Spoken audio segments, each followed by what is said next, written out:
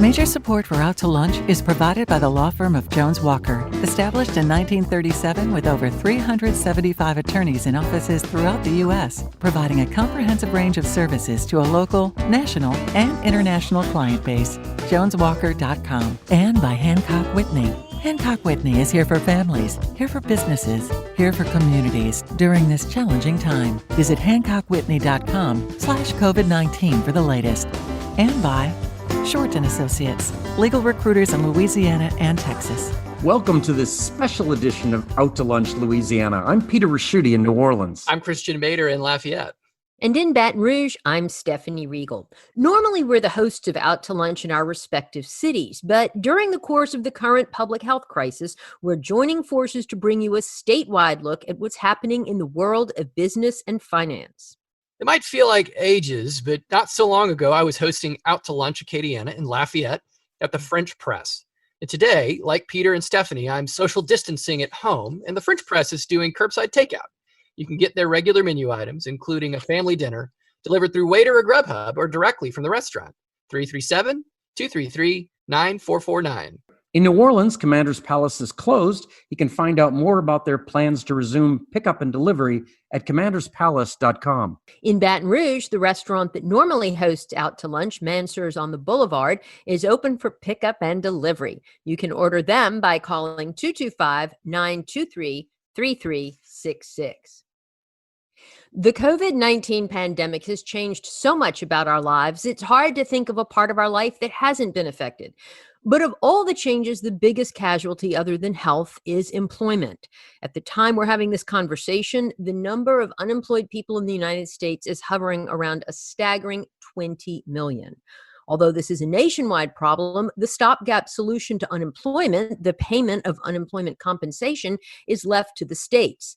Unemployment compensation is structured like insurance. It works on the assumption that only a relatively small number of people will be unemployed at any one time. So when 20 million people suddenly lose their job on the same day, how do states keep funding unemployment insurance and paying compensation? Here in Louisiana, there's a division of the Department of Labor that handles all aspects of unemployment, the Louisiana Workforce Commission. The Assistant Secretary of Unemployment Insurance at the LWC is Robert Woolley.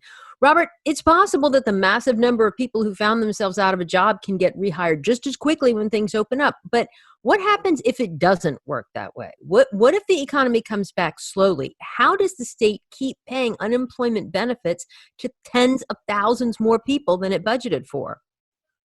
Well, that's going to be something that we're going to have to look at. The federal money, though, that has been put up to take care of the 1099 and self-employed folks does last through sometime in late July. So we should have enough funding for that. The problem might come in the state trust fund, which is what employers pay taxes into to cover unemployment for their W-2 employees. We have plenty of money now, but we're paying out in larger and larger amounts each week out of the trust fund. And we have told employers that they will not have to pay this money, which they normally would, have to pay back into the system. The governor waived that requirement for them to contribute to employees that of theirs that have taken this benefit. So maybe if you could put some numbers to that, and if you don't have the statistics readily available, at least give us an idea of how much time we're talking about. How many months do we have? Well, I think we would have plenty of months in the trust fund, but at some point we will have to replenish it. But I will tell you, after Katrina, the federal government did come in and help us replenish our trust fund. So we think that'll probably happen again this time. But just to give you some examples of the amounts of money that we're paying out, yesterday we paid $205 million in benefits. To give you a sense of what that number is, all of last year we paid $151 million in unemployment benefits. And so just to follow up real quick, so that was $205 million for what period? The past week? For one day. For one day?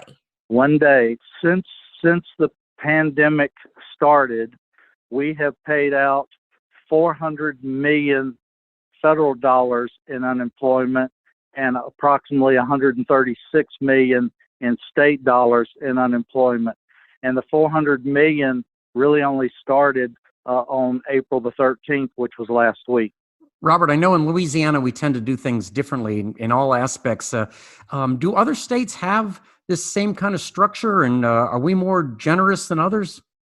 No, I think we all have a similar structure, but this program is intended as a safety net. It's intended to give a small amount of money to sustain someone while the true goal is reemployment. And most of our resources in our department, as well as other state departments, is geared towards reemployment, either retraining people or helping them to get back into the workforce. And that's what most of the resources in this office and most employment offices around the country are set up to do. So it's really kind of a safety net program that Congress has now turned into a potential stimulus program. So if the structure of this is something that we think of as a safety net that's contingent upon trying to find new employment, I mean, there's a scenario at the end of this where that's really tough to do. I mean, what does a program like this look like in an environment where you can't readily expect people to find new jobs?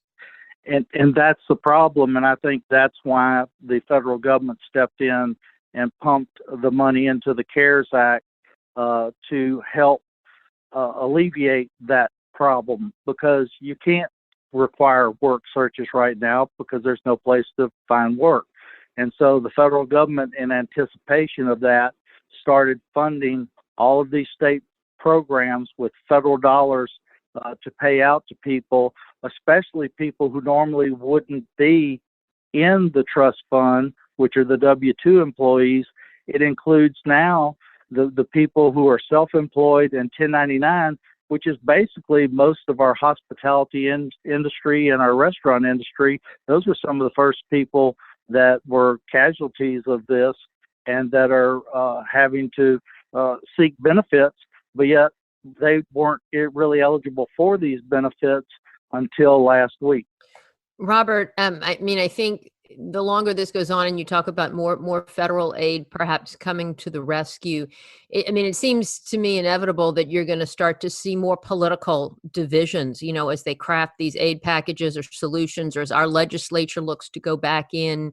I know they're already talking about wanting to cut business taxes, and yet that's some of the same money that's needed to fund these government programs that we're all relying on. I mean, I can just see where this would get a lot worse before it gets better. The political system here. I mean, what do you think are the viable solutions, for sort of walking that fine line between keeping people, in a sustainable situation without, bankrupting the system or, I don't know. How does this all play out? Well, as we've seen in the past, unfortunately, here in Louisiana, we've had a lot of unprecedented disasters, starting with Katrina and then the 2016 flood.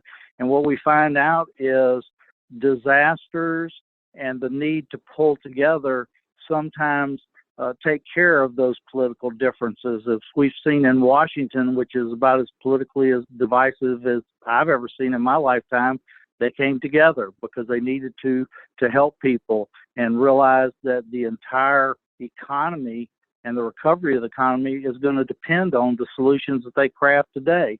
And I think that's going to filter down into Louisiana, because we saw it with our state legislature after Katrina. We saw it with our state legislature after the 2016 flood. So I think sometimes when you have these disasters, it dissolves some of the political discord that you normally see. Well, let's certainly hope you are right about that. Thank you so much for joining us today. Robert Woolley is the Assistant Secretary of Unemployment Insurance at the Louisiana Workforce Commission. Robert, it's been great visiting with you. Thanks for joining us on Out to Lunch Louisiana. Stay safe out there. Thank you very much, and y'all stay safe too. Thank you. You're listening to a special edition of Out to Lunch Louisiana with Stephanie Riegel in Baton Rouge, Peter Raschuti in New Orleans, and I'm Christian Mader here in Lafayette. Just a few weeks ago, the idea that we'd all stop our lives on the same day and be stuck in our homes might have seemed like the plot of a dystopian series you'd see on Netflix. But now that's really happening. It's giving us an unimagined opportunity, self-reflection. And when things start back up, do you want to jump back into the same life you were living? That's sort of the question.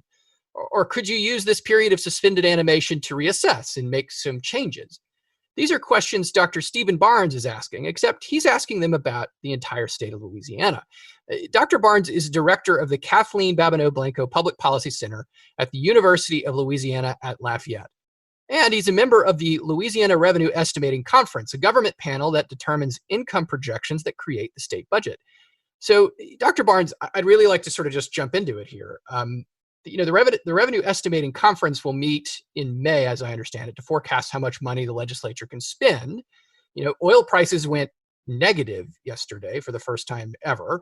Sales tax revenue is cratered across the board. Just for perspective, the mayor here in Lafayette told us yesterday to expect a 35% decrease in sales tax collection for the city of Lafayette. And that translates to millions in decreased revenue here. The state budget relies on sales tax, income tax, and oil revenues to pay the bills. I mean, how much do you expect the state budget will actually shrink? Well, you've covered a very good brief summary of what has been a remarkably tumultuous and fast-moving economic picture. And I've certainly been working hard over the last month or so to track as closely as possible just how much this is taking a toll on the economy, and working with some of the other economists in Louisiana to try to bring together a robust perspective on what the potential might be in terms of the real depth of this and how long this will last. This is going to be an event that really sets a new watermark for economic challenges and fiscal disruption. Just looking back at what is one of the biggest standout disruptions in recent memory of Katrina, we saw about a 9% drop in employment over a period of about 4 months following Katrina. Fortunately, we also moved into a massive rebuilding program, which helped both recover jobs and bring new dollars into the state's economy and the state's budget. What we're looking at over the last several weeks with unemployment claims translates into closer to 17% of the state's economy having already stood up and filed unemployment claims. So we're looking at something that's much deeper than that. And the duration of this is still to be determined. So we're working hard to try to pin down what this might mean for the state budget, but it's certainly going to be a significantly different picture toward the end of this fiscal year and looking ahead to next fiscal year than what we thought we were looking at just a month and a half ago. I'm curious if you could just walk us through a little bit what the math actually looks like, and not necessarily in the sense of like what the numbers would be, but I mean, it's not necessarily obvious to me what variables you're plugging in to really benchmark this when you're making this kind of forecast in normal times, much less during a pandemic. Well, it's important to look at the state's budget and the revenues on an individual basis, because some of those revenue streams are very closely tied to the economy. Some will be very closely tied to specific sectors, such as oil and gas related revenues, while other revenue streams have a weaker relationship and may not move as much. So looking at them on a case-by-case basis is certainly important. And we know that some of those, such as severance taxes and royalties, immediately will drop in a big way because of what we're seeing with the price of oil. And that's a relationship that's a bit more direct and something that we can anticipate with greater accuracy. As we move to other sources of revenue, another big one being sales taxes, we've seen massive changes in consumption, in purchasing habits. Unfortunately, a lot of that has meant a shift away from taxable purchases towards untaxable purchases with food at home and other essential purchases from grocery stores. So that's kept some businesses active, but is still going to translate to a larger impact on that revenue stream. Whereas other revenue streams, while we've seen a lot of people beginning to file for unemployment benefits, and certainly some families are feeling a huge impact from this event on their own budgets, The broader tax base for the income tax is something that doesn't move quite as rapidly over time. And so it's important to look at those carefully, and that's something we're still very much in the thick of that. And the two economists that really crunch the numbers for the REC, Greg Albrecht and Manfred Dix, I know have been working very hard on that, and will continue to try to bring in the latest data points that we can on where we think the economy is and where it's headed, to bring that together for that next REC meeting. Stephen, this is Peter Raschuti. I sat on the City of New Orleans Revenue Estimating Committee for over 20 years, but your job is so much more difficult. It's not only a larger area and a lot of different variables, but we didn't have oil prices to deal with. What I remember back years ago was that they said that every dollar change in the price of oil translated to, was it $13 million to the budget? Is that still about what the number is? That's a reasonable approximation. I think that's a number that's certainly been going down over time. And as we look back over a period of decades, we've seen a very dramatic shift in the state's reliance on oil and gas revenues. Now, that industry continues to be an incredibly important economic driver for the state. So even outside of severance taxes, royalties, and other oil and gas revenues, what's happening in the oil and gas industry is certainly going to take its toll more broadly on the economy, and that will ripple through to affect sales taxes, income taxes, and many of those other revenue streams as well. But that does continue to be a really significant part of the state budget. But as I mentioned earlier, something that I think the economists that are really crunching the numbers for the REC have a fairly good handle on. So I think we'll at least have, it'll be bad news for the state budget, but I think we'll have a reasonably good picture of what that might mean for the next year. Stephen, do we hedge our oil position? In other words, kind of lock in prices for a portion of it? From a state budget standpoint, there are some provisions that'll relate to kind of set determined prices, but some of those revenues are drawn based on the actual transaction prices. So it varies depending on those revenue streams. And certainly the degree to which that has changed now is going to lead to direct impacts on those revenue streams. And the other thing that's happening is this is a big enough swing in the oil market that we're going to see significant changes in behavior among those businesses. So the other important variable that goes into that is the quantity of oil and gas produced. And that's something now that we can expect to see changing in a meaningful way, given just how radically the market environment has changed for those businesses. Stephen, I know reading, national publications, you're hearing about city and state governments already talking about furloughing public sector employees and layoffs. I was asking Commissioner of Administration Jay Darden about that the other day, and he said because we were most of the way through the fiscal 2020 year, and we had been in good shape for most of that year, that wasn't a likelihood at this point, but that, next year it might be. Any idea, if and when that might come? Because here in Baton Rouge, of course, the public sector is a big part of the economy, and we've been a little bit insulated, from some of the impacts that other areas have felt because of that. Well, there are a lot of moving pieces in that equation. We're looking both at the revenue side, and what happens on the expenditure side matters as well. During a downturn like this is a time when I think the public can appreciate the importance of many of those state programs that those dollars are supporting. But there's also a lot of federal assistance coming in to help boost and support many of those programs. And so I think that picture is still beginning to emerge a bit more clearly, and there's still some questions about what additional federal assistance might come in. But for example, the federal government has increased the share of Medicaid expenses that will be covered by the federal government, and that helps to free up some state dollars. And there are other similar sort of disaster response type grant programs that will bring dollars in to support some of those public programs.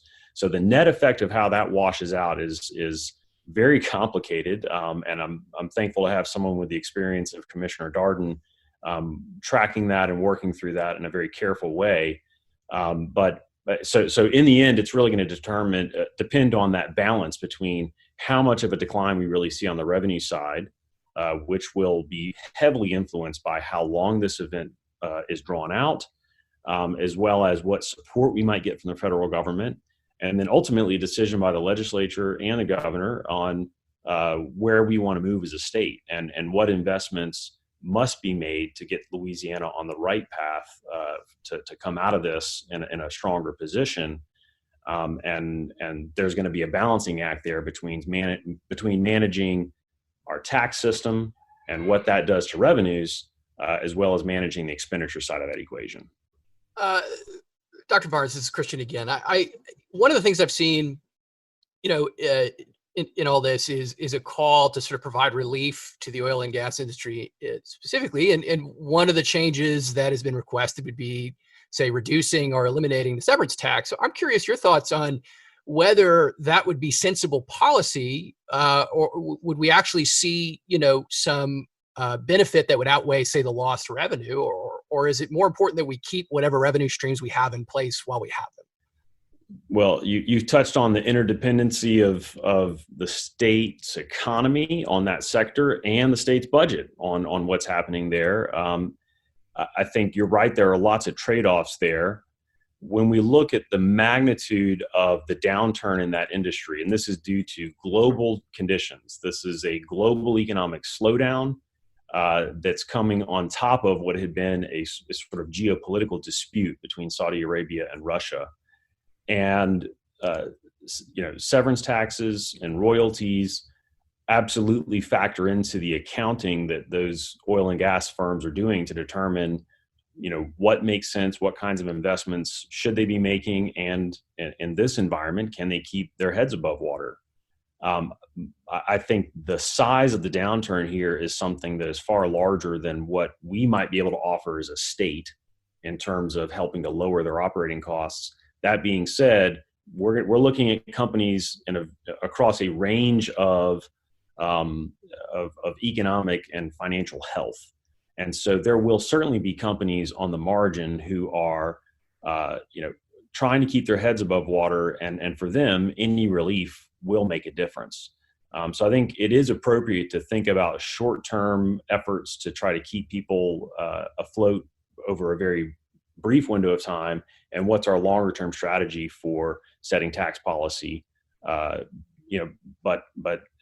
it's such a fast-moving environment that I think it's going to be very difficult to bring a new state tax policy or tax relief to make a significant difference across that industry. Dr. Barnes, Christian mentioned at the beginning, that this might force us to think about new ways of doing things. I mean, when you talk about tax policy changes or some of the things, do you see this bringing forth a discussion about diversifying the economy, changing the way we do things, or the reliance, for instance, like the recession of the 80s did to our reliance on oil, and gas severance taxes and royalties, and that became a much, a much smaller part of our budget, right? So, do we see this maybe changing the way we really do business in Louisiana economically? I think that there's no doubt that this event is going to change the way we do business in Louisiana. I think we're going to see a very large number of small changes that pervade the entire economy. So there are going to be lots of little things that retailers have to do, that restaurants will start to do as they begin to reopen, and try to serve their customers in a way that was similar to what they did previously. And when we think about the importance of tourism and major events in the state's economy, I think those things will return over time, but there are going to be a lot of little things that are done differently to make them succeed and make their customers feel comfortable.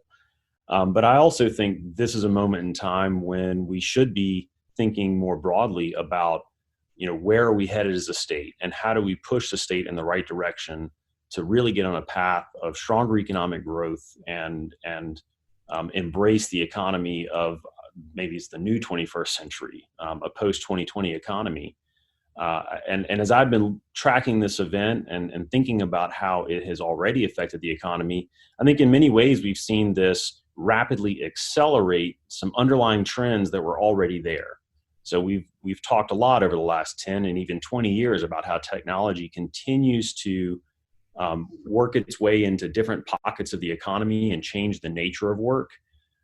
Here we are all today doing what has been a live in-person radio show entirely over the internet.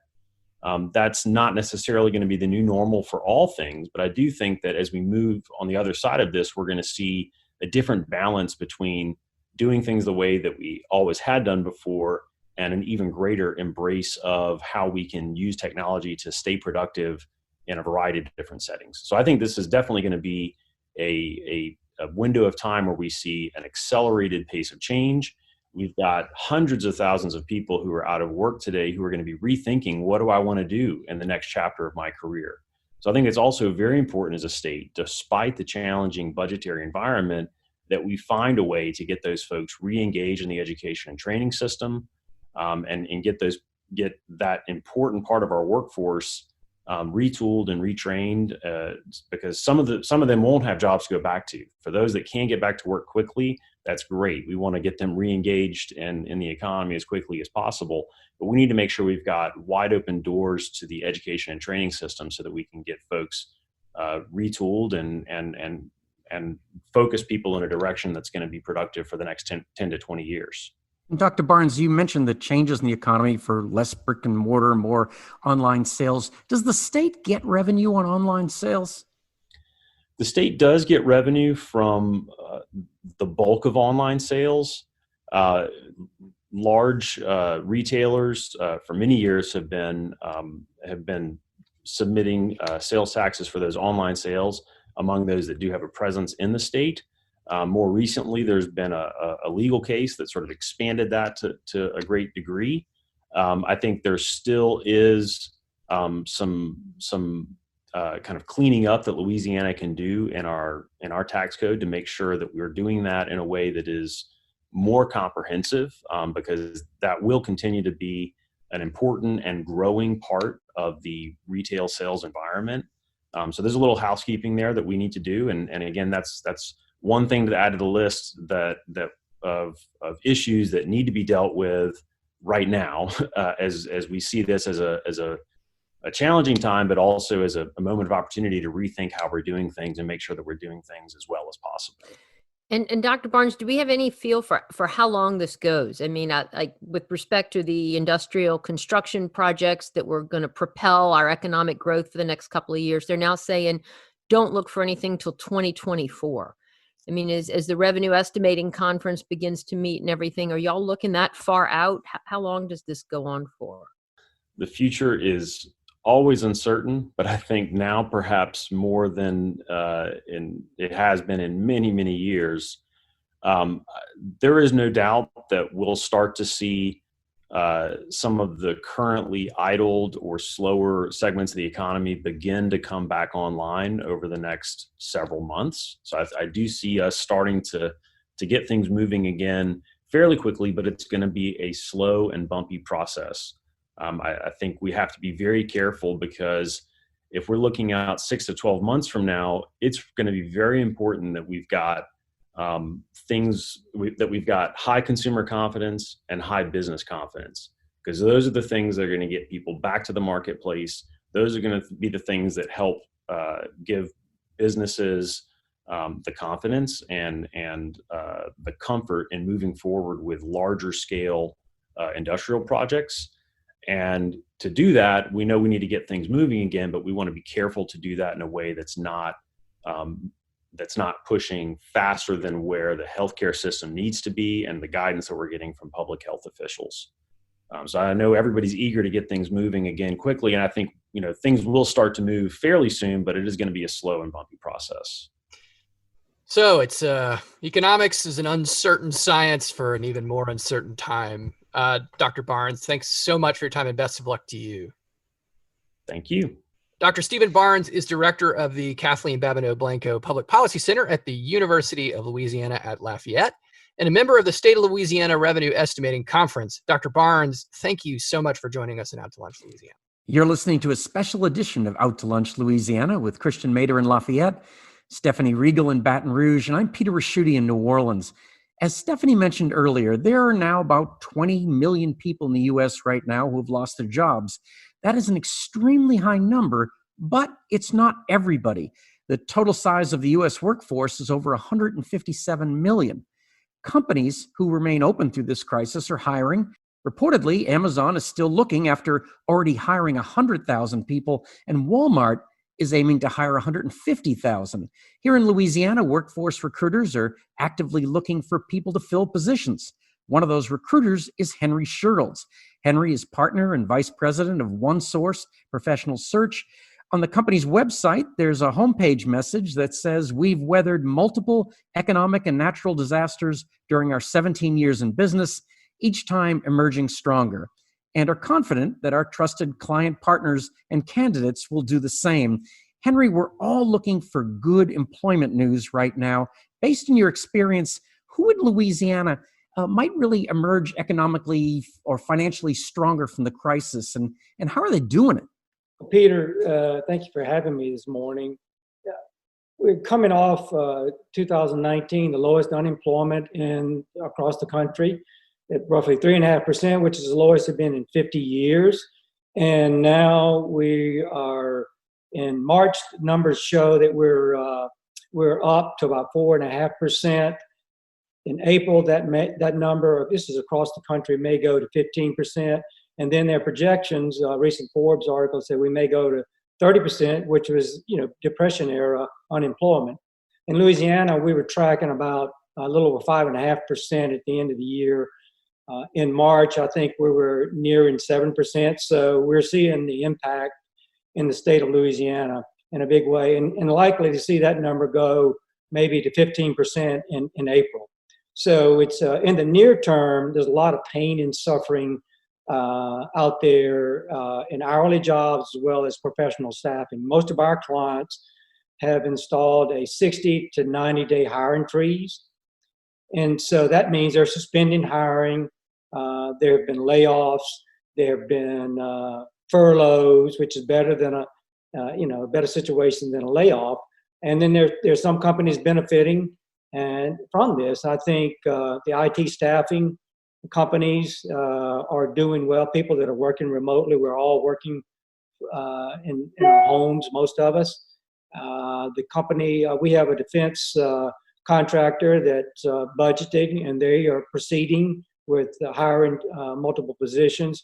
We have on the North Shore, we have a design firm that designs parts for the paper industry, and they are hiring at a rapid pace because that industry is under a lot of strain and growth. We have some engineering firms that are continuing to hire. Some of those are technical positions, some of them are finance and accounting positions. So while the market is relatively soft, there are firms out there that are hiring. Henry, I hope that paper industry company was big on toilet paper, because that seems to be the big one right now. If we were a fly on the wall in a corporate boardroom right now, what are they thinking? What's going through their heads? Are they thinking that going forward after something like this, we should run leaner and meaner, or perhaps the other way, which is if more of these things come up, maybe we need more bench strength? Well, I think what you'll see is because we're all learning new ways of doing work. So I think it's one of your other guests alluded to, that's going to change how work is done. We'll find some companies that feel like their employees can work remotely, so this will impact the real estate market maybe. There will be more workers that working on contract rather than direct hire. So companies will be reducing their overhead expenses. I think you'll see some companies staffing smaller because they're seeing that they can get work done with a smaller staff. So it's hard to say. I mean, I've been talking about that with clients when I'm talking to them. It's uncertain what that's going to mean long term, but I think we can all predict that it is going to change how we do work. It's going to impact the numbers of employees, and so change is coming. And I think the progression for a lot of people that are finding themselves unemployed now, the progression, the growth is going to be a paced level, because some companies that we know have already determined they're closing their shops. So those workers are going to have to retrain. Maybe their skills are transferable to another industry, but to find work. Henry, are the jobs that you all are seeking to fill now, do you think those are one-offs, or are they sort of leftover openings from before this whole pandemic crisis started, or are they really new opportunities that have arisen in the past 5 weeks? Stephanie, I think it's a mixed bag, and I think some of these are budgeted positions that we were already, so our clients already had planned for, and they're important positions. And we have a company that has a transportation manager role that they felt was very important. So they are now progressing that with 3 candidates. And in lieu of an on-site interview, they're doing their second interviews, which is typically on-site, by Zoom, and then they'll make a decision. So some of them are one-off. Some of them will be contract, short-term. Some of these will be new positions, new opportunities that are created. It was, I'm thinking back to post-Katrina when my partner and I were working and things were in turmoil, mainly here in the Southeast, but it dislocated a lot of workers. And I think you're going to see that as well in this time. And so a lot of companies were backfilling positions because people had moved, relocated for different reasons. So I think we're optimistic that there will be really good jobs out there. It may take some time for certain workers. We do a lot of work in the energy space, both the downstream business, the midstream, and the upstream. And as Dr. Barnes mentioned earlier, I mean, that business has taken a double whammy, not only from the geopolitical, which has been resolved to some degree. However, we're in a vast oversupply situation. And that's what caused the oil markets to turn upside down yesterday. This is Christian. One thing I've been curious about, right, is I think before this pandemic, the big boogeyman in the workforce was automation. The idea that we were going to get pushed out of our jobs by technology, and it does strike me that this scenario might accelerate that. I mean, is that something that you think is likely to happen, or is there, or is that risk kind of overblown? Well, I think that will continue in some ways, particularly the manufacturing industry. We have seen that at automation, that some roles were eliminated, but other roles were created. So it's caused a workforce training issue too, because in some communities, the workforce can't support some of the companies that are manufacturing and moving into the robotics industry. So I think there's a lot of dynamics there. I think, but I don't see a sea change in that area. To be honest, I think that there will be a continuation of jobs created because of that, and there will also be some eliminated. So probably balancing out in the long run. And Henry, one kind of nightmare scenario is we open up the economy and then cases spike again, and then we have to lock it back down again. That has got to be just an awful situation for both hiring managers and people seeking jobs, right? Absolutely. I mean, that would be the worst case scenario. And I think there's a lot of uncertainty around the coronavirus, and there's no vaccine, there's no proven medication, a lot of things in testing, more people, a lot of things going on there. But if this continues, I think it's going to change socially how we interact with people. And I think that's going to have an impact on the workplace. If this continues, it's going to be devastating for a lot of families, particularly those who didn't really plan for a long-term outage of work. And a lot of people are dependent upon a check every week, and those jobs have gone away for the short term. So it's just going to be very, very painful. And the $2.2 trillion CARES Act has been some relief for people, I think, in the near term, because there's some provisions in there for those who are unemployed. Henry Shields is partner and vice president of One Source Professional Search. Henry, thanks so much for joining us on Out to Lunch, Louisiana.